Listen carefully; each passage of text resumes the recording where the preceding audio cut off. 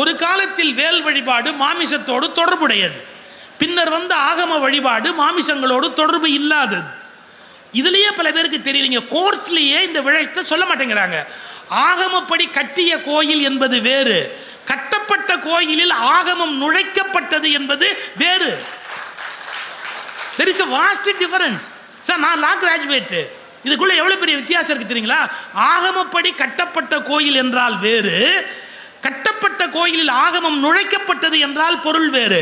திருப்பரங்குன்றம் கோயில் ஆகம கோயில் ஆக முடியாது. ஏன் திருப்பரங்குன்றம் ஆகம கோயில் ஆக முடியாது தெரியுங்களா? பாறையில் செதுக்கப்பட்ட உருவம் சிலை எடுத்தலுக்குரிய ஆகம இலக்கணப்படி வராது. பாறையில் செதுக்கப்பட்ட குடைவரை கோயிலுக்கு ஆகமங்கள் கிடையாது. நம்ம எல்லாம் அழிச்சோட்டியம் பண்றோம். இப்ப நான் மாமிசத்தை உள்ள கொண்டு போங்கன்னு சொல்லல, நடக்காது, வேண்டாம். நான் அந்த அர்த்தத்தில் பேச வரல, எதையும் தப்பா புரிஞ்சுக்காது. நாளைக்கு தலைப்பு செய்தி தப்பா கூட போடுவாங்க. நான் அந்த அர்த்தத்தில் சொல்லல.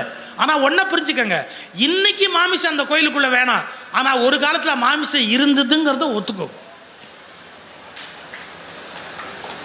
இதுல என்ன தப்பு இருக்கு? அது இதுக்கு கிடையவே கிடையாது. இருந்ததுப்பா, அப்புறம் காலத்துல மாறி போச்சுப்பா. ஏன்னா சமணர்கள் வருகைக்கு பிறகு மாமிசத்துக்கு இடம் கிடையாது. பிறகு ஆகமத்தினுடைய வருகைக்கு பிறகு மாமிசத்துக்கு அங்க இடம் கிடையாது.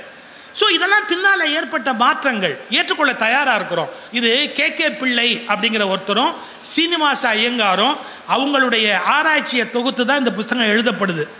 கிபி 2ஆம் நூற்றாண்டு அளவில் பாருங்க, கிபி 2ஆம் நூற்றாண்டு அளவில் தமிழரின் அழகு கடவுளாகிய முருகனுடைய பண்புகளோடு, வார்த்தையை கவனிச்சுக்கோங்க, யாரோட வார்த்தை? பிடி சீனிவாச ஐயங்கார். ஏன்னா இல்லாட்டி வேற யாரோ திராவிட கழகத்தில் சொல்லிட்டான்னு சண்டைக்கு வந்துருவாங்கல்ல. இதை எழுதுறது பிடி சீனிவாச ஐயங்கார், ஹிஸ்டரி ப்ரொஃபஸர், 1906 மெட்ராஸ் யூனிவர்சிட்டியில் அவர் எழுதின புஸ்தகம் வந்திருக்குது. அதில் எழுதுறாரு, என்ன எழுதுறாரு? தமிழரின் அழகு கடவுளாகிய முருகனுடைய பண்புகளோடு ஆரியர்களுடைய போர்க்கடவுளாகிய கார்த்திகேயனுடைய பண்புகளை இணைத்து சுப்பிரமணியன் என்னும் இந்து சமய தெய்வத்தை நம் முன்னோர்கள் உருவாக்கினார்கள். குறிஞ்சி நில கடவுளான முருகனுடைய மனைவியாகிய வள்ளியையும் கார்த்திகேயனுடைய பட்டத்தரசியாகிய தெய்வயானையையும் சுப்பிரமணிய கடவுளின் காதல் மனைவியாகவும் இல்லத்தரசியாகவும் கொண்டுள்ளனர் என்பது வரலாற்று அறிஞரின் துணிவு. எழுதியிருக்கிறவர் PT Srinivasa Iyengar, professor of history, Madras university. So நீங்கள் வரலாறு படித்தாதானே தெரியும்.